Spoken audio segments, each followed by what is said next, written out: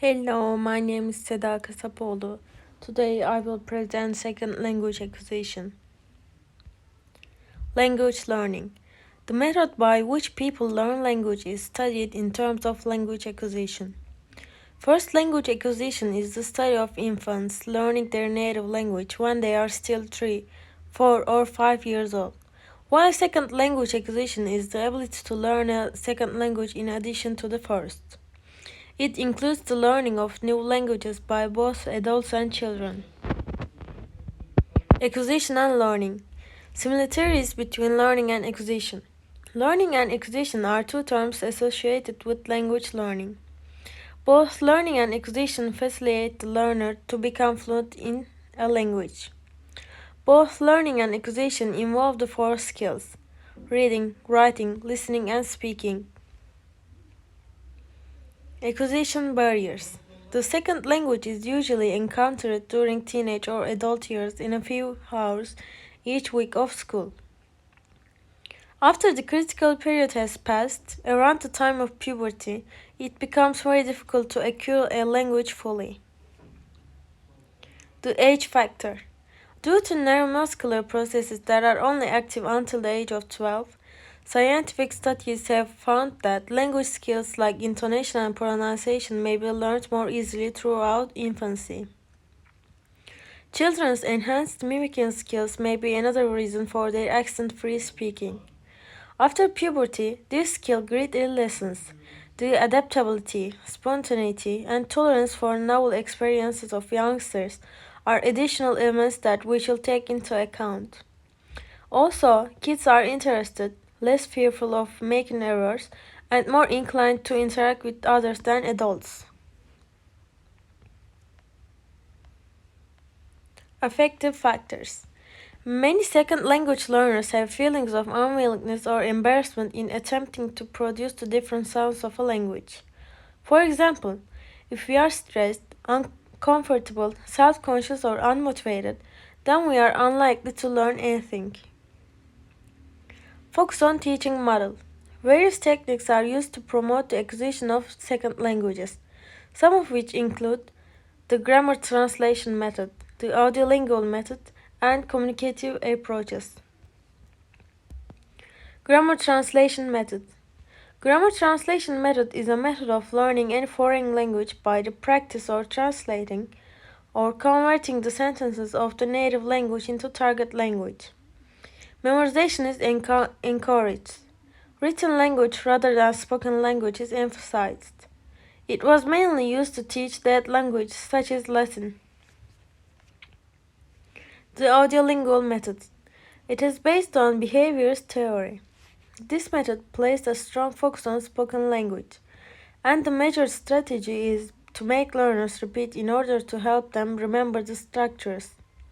Believe. With a lot of practice, a person may build a set of habits that make up fluent language usage.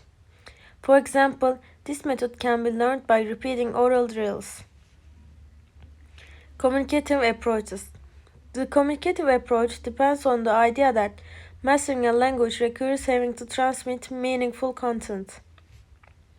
Learners will apply their native language acquisition mechanisms when engaging in genuine dialogue, which will help them pick up the language. For example, practicing questions forms by asking learners to find out personal information about their colleagues is an example of communicative approach, as it involves meaningful communication. Transfer. Transfer means using sounds, expressions, or structures from the first language when performing second language. There are two types of transfer. Positive transfer. The use of a feature from first language that is similar to second language. Negative transfer. Transferring a first language feature that is really different from the second language. Interlanguage. Interlanguage reflects the learner's evolving system of rules and results from a variety of processes, including the influence of the first language, contrastive interference from the target language, and the overgeneralization of newly encountered rules. Motivation.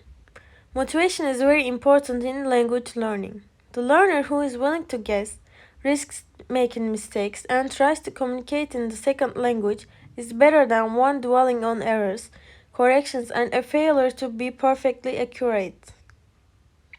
Input and output. The input refers to the processable language the learners are exposed to while listening or reading. The receptive skills. The output, on the other hand, is the language they produce, either in speaking or writing. The productive skills. Task-based learning. Task-based learning is an approach to language learning where learners are given interactive tasks to complete. In order to do this, they need to communicate. Once the task is complete, then the teacher discusses the language used. In the classroom, tasks can provide an organizational structure for a teacher who believes in the communicative approach. Tasks provide meaningful communication and an opportunity to acquire language through real language use. Task-based learning may become more appropriate at higher levels.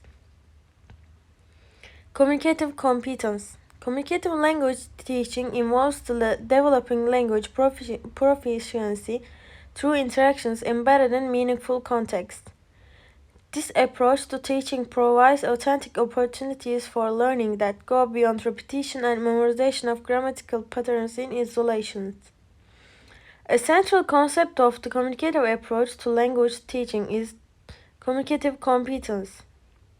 The learner's ability to understand and use language appropriately to communicate in authentic social and school environments. These are my references. Thank you for watching.